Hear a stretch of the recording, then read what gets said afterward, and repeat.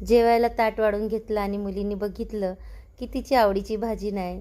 आता नाक मुरडलं. तर मी म्हटलं की चल तू चपाती वाढून घे, तोपर्यंत मी तुझ्यासाठी तुझी फेवरेट डिश बनवणार. मेथांबा. कढई घेतली, आंबा कापून घेतला, कढईत तेल घातलं, मोहरी जिरं घातलं आणि त्यात भरपूर अशी मी 2 चम्मच मेथी घातली.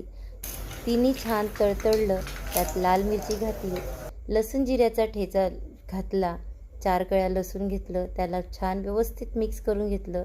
कापलेले आंबे मी त्यात घालून त्यात हळद, थोडीशी तिखट, धने जिरं पावडर आणि थोडं चवीपुरतं मीठ घालून याला मिक्स करून घेतलं. 1 मिनटं ताटली झाकून त्याला शिजवून घेतलं.